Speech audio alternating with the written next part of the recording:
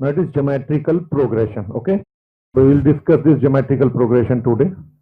So here we take first term as b. Its nature is multiplicative.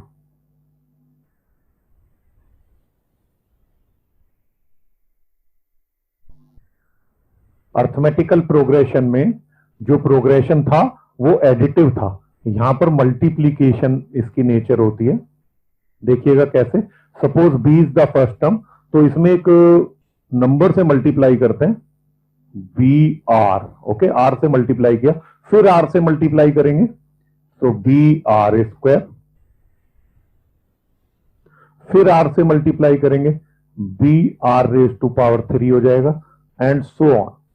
Okay, तो यहां पर दूसरी term में देखेंगे आर की पावर 1 है, तीसरी टर्म में आर की पावर 2 है, चौथी टर्म जो है वहां पर आर की पावर 3 आ रहा है। तो जो nth टर्म होगी यहां पर, उसमें आर की पावर क्या होगी, n-1। So it is our general term tn, this one is general term, and so on. इस तरह से ये प्रोग्रेशन जाएगा। तो यहां पर first term is defined as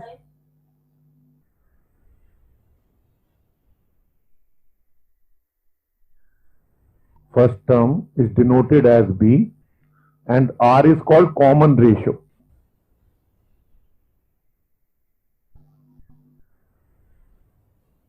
That is r, and general term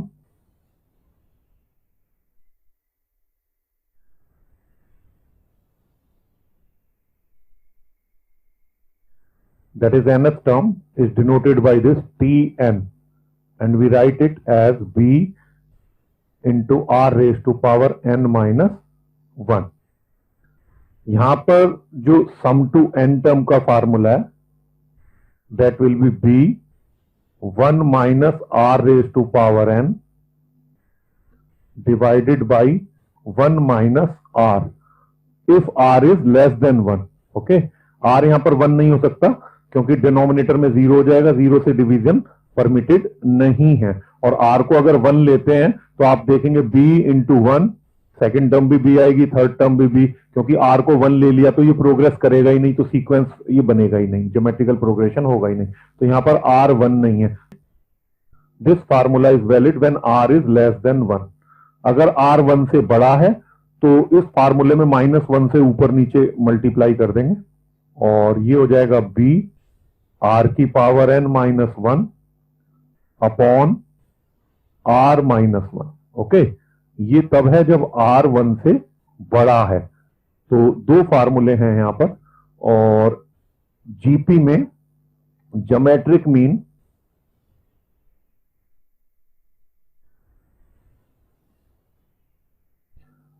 जिसको हम जीएम लिखते हैं, that is defined as a into B का under root. Okay, under root A B.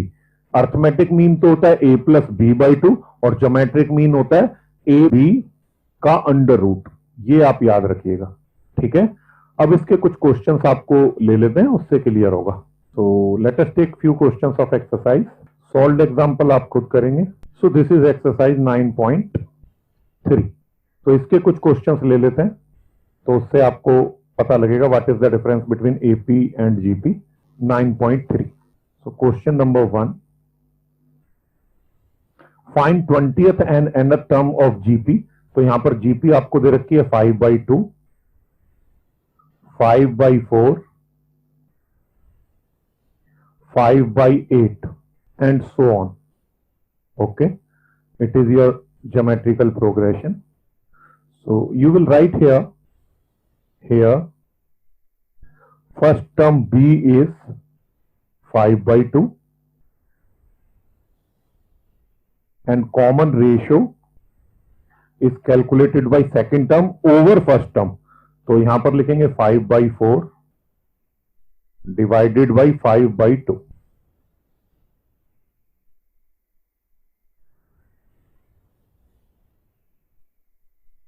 इसको सॉल्व कर लेंगे, तो it will B 5/4 multiplied by 2/5, 5 से 5 कैंसिल हो जाएगा एंड 2 2 जा 4, सो 1/2 है, सो कॉमन रेशियो इज 1/2। तो आप ये चेक कर लेंगे कि आर की वैल्यू 1/2 है, 5/2 को 1/2 से मल्टीप्लाई किया 5/4, फिर 1/2 से मल्टीप्लाई करेंगे तो 5/8। तो ये जीपी है और common ratio through out same होती है। तो आपने फर्स्ट टर्म कैलकुलेट कर ली और common ratio. Now he is asking 20th and nth term. So आप देखेंगे यहां पर 20वीं टर्म क्या होगी, टी एन निकाल लेंगे पहले, that will be B R raise to power n -1। So nth term b यहां पर पुट करेंगे 5/2, दैट इज फर्स्ट टर्म, और कॉमन रेशियो है 1/2 रेज टू पावर n -1। तो इसको आप लिख सकते हैं 5 और 1 की power n -1 is 1 and in the denominator 2 की power n -1 and here denominator में 2 की पावर 1 से मल्टीप्लाई करेंगे, so it is 2 raise to power n। तो इस तरह से आपने tn निकाल लिया nth टर्म। अब t20 पूछा है उसने, सो t20 विल बी 5/2 की power 20। Now 2 raise to power 20 is very big quantity, तो अगर आप एग्जाम में चाहें तो यहां भी छोड़ सकते हैं, अदरवाइज सिंप्लीफाई कर देंगे। ठीक है, तो question number 1 is over. Late us do question number 2। It is question number 2।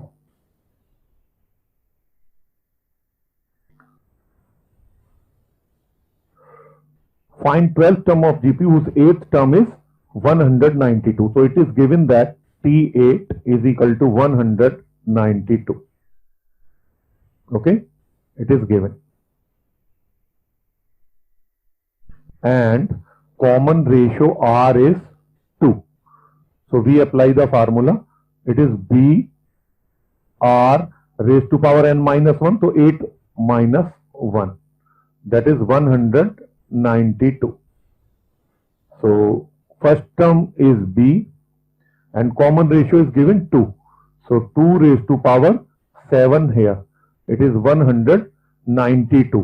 तो 192 को हम देखेंगे कि 2 की पावर की फॉर्म में कितनी आती हैं। तो यहां पर 192 को आप ऐसे 2 से डिवाइड कर कर चेक कर लेंगे, फिर 2 से डिवाइड करेंगे,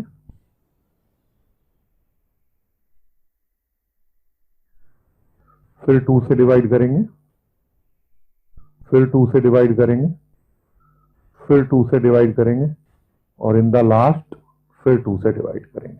तो आप ये देखेंगे कि 2 आ रहे हैं यहां पे 1 2 3 4 5 6।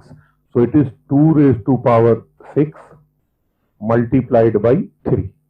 तो इसको आप सॉल्व कर लेंगे, इट विल बी बी, और इस 2 रेज टू पावर 7 को आप लिख सकते हैं 2 की पावर 6 इंटू 2 की power 1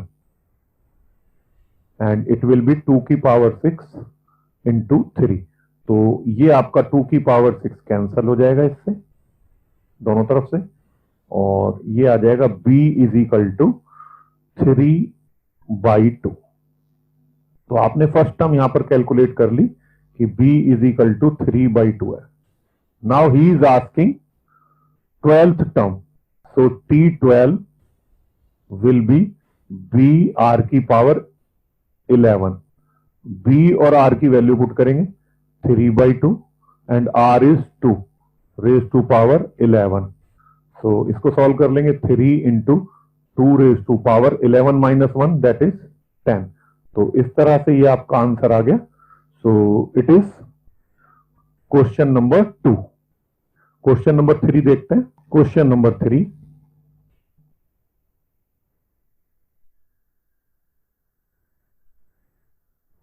fifth, 8th and 11th terms of GP are P, Q and S respectively. Show that Q square is equal to PS. So it is given that fifth term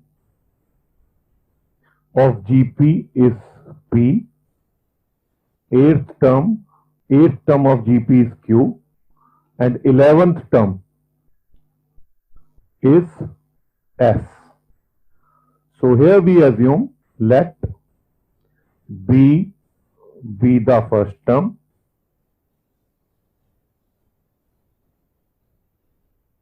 of GP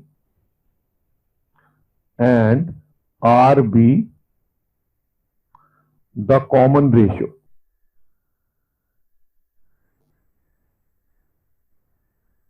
of GP. Clear? So from here we have B R raised to power 4 is equal to P, B R raised to power 7 is equal to Q, and B R raised to power 10 is equal to S. इन तीनों से हमने ये निकाला. तो इसको आप कह देंगे 1, इसको आप कह देंगे 2 और इसको कह देंगे 3. अब हमें शो करना है कि Q square is equal to P S. तो यहां पर हम पी एस यहां आ रहा है. So consider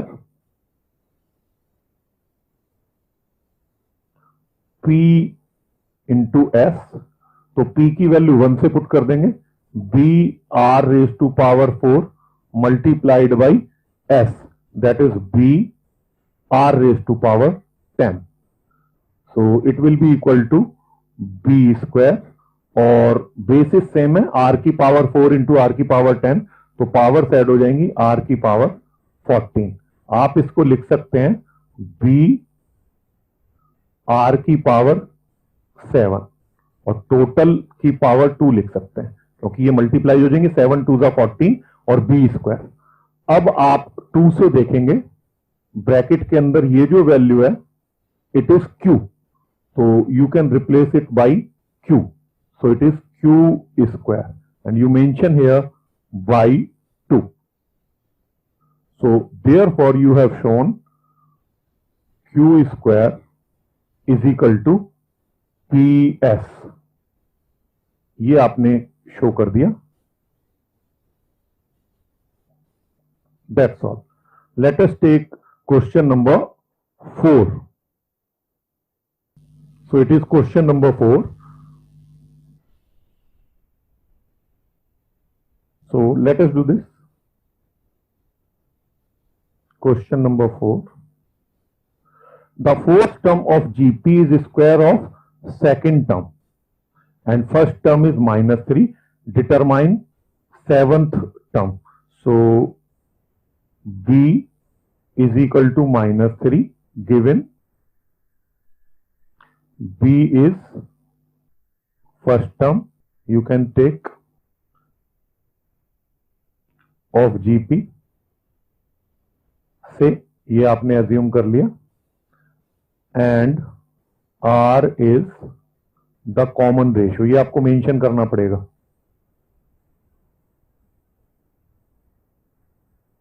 Of GP under consideration. So B is equal to -3, it is given. The fourth term of GP T4 is square of its second term. So T2 second term का square है. Okay. And first term is -3. B is equal to -3. Determine seventh term. तो T7 यहां पर आपको निकालना है. तो इससे आप सॉल्व कर लेंगे.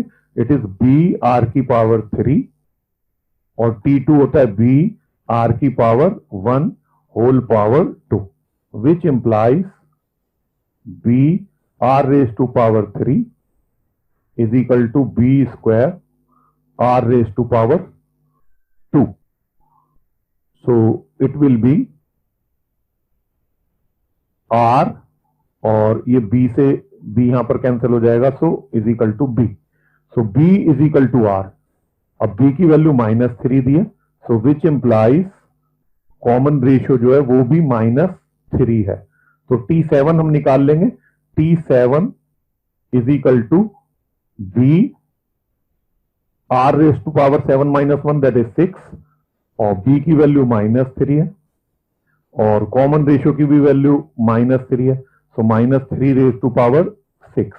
यहां पर -3 की पावर 1 लिख सकते हैं. बेसिस सेम है, तो -3 की पावर 6 + 1 7 हो जाएगा.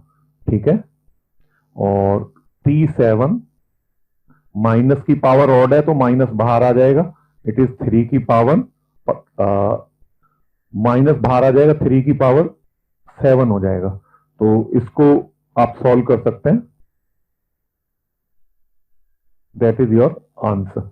7th टर्म आपने निकाल ली। Question number 5, A part.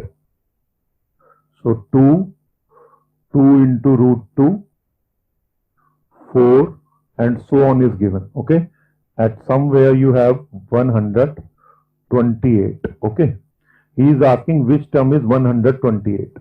So let nth term is 128. Okay, let us assume b is the first term,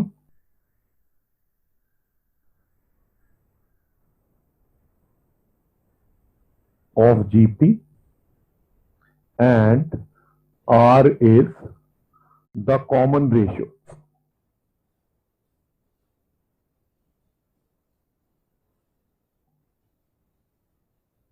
of GP. So B is equal to 2. First term यहां पर आप देखेंगे 2 है और common ratio will be second term divided by first term या third term divided by second term. So it is 2√2 divided by 2. So it is √2. So first term आपको पता है, कॉमन रेशियो पता है. सो आपने Tn इज इक्वल टू 128 लिया है. So which implies B R raised to power n minus 1 is equal to 128, which implies putting the value of B as 2 और R की वैल्यू हम पुट करेंगे √2 raised to power n minus 1 like this. Clear? और right side को 128 है, which implies 2√2. तो यहां पर लिख सकते हैं 2 की पावर 1/2, वो n माइनस 1 से मल्टीप्लाई हो जाएगा. सो 2 की पावर n माइनस 1/2 और यहां पर 128 है, इसको लेफ्ट वाले 2 से इधर डिवाइड कर देंगे, डिवाइडिंग बोथ साइड बाय 2. तो ये आ जाएगा 64. तो 64 को अब हम देखेंगे 2 की पावर्स में कन्वर्ट करके. ओके, तो यहां पर आप रफ पर आप ऐसे कर सकते हैं 2 से डिवाइड करके 32, फिर यहां पर 16, फिर 8, फिर 8 का आधा करते जाइए 4 और फिर 2.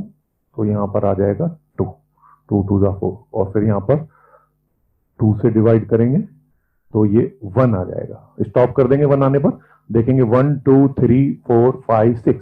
तो 2 की पावर यहां पर आएगा 6. तो हमने देखा कि यहां पर 2 की पावर n माइनस 1/2 है और राइट साइड को 2 की पावर 6 है. बेसिस सेम है तो पावर्स को कंपेयर किया जाता है, which implies n minus 1/2 is equal to 6, which implies n is equal to 6 2 12 plus 1 13. तो n की वैल्यू आपने यहां पर कैलकुलेट कर ली 13. n आपका 13 आ गया. तो इससे ये पता लगा कि 13th टर्म जो है जीपी की 128 है. So this term is T13. इसी तरह से आप इसके बाकी पार्ट्स कर सकते हैं. Let us do this B part. Solution.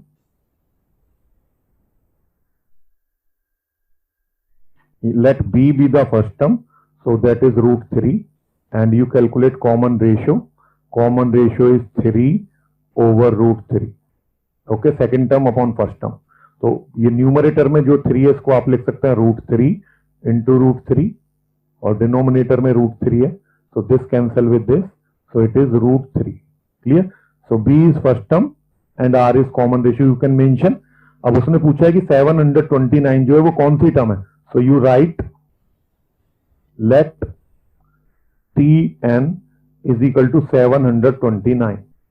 So which implies B R raised to power n minus 1 is 729. यहां पर B और R की वैल्यूज आप पुट कर देंगे. It is √3 and R is also √3. raised to power n minus 1 is equal to 729, which implies √3 की power यहां पर ये 1 है, तो बेसिस सेम है, पावर ऐड हो जाएंगी, तो it is √3 raise to power n minus 1 plus 1, तो ये n हो जाएगा, that is 729. So which implies 3, यहां पर रूट है, इसको लिख सकते हैं 3 की पावर 1/2, 1/2 n से मल्टीप्लाई होगा, so it will be n/2 is equal to 729. अब 729 को 3 से डिवाइड कर लेंगे और देखेंगे 3 की पावर्स में कितना होता है, सो इट विल बी 3 2 6,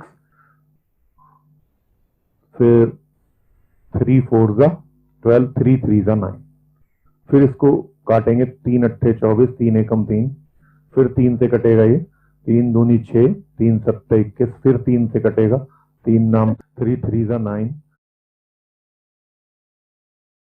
3 1 3, तो ये आ जाएगा यहां पर 1 2 3 और 1 2 3, तो 3 की पावर 6 हो गया. ओके, तो ये हो गया 3 की power 6, which implies 3 raise to power n/2 is equal to 3 raise to power 6. अब यहां पर ये बेसिस सेम है, तो बेसिस सेम है तो पावर्स कंपेयर की जाती हैं, which implies n/2 is equal to 6, which implies n is equal to 2 6 12. तो n की वैल्यू यहां पर 12 आ गई, तो इससे हमें पता लगा कि ये जो हमारा 729 है, ये हमारी 12वीं टर्म है, T12. क्लियर?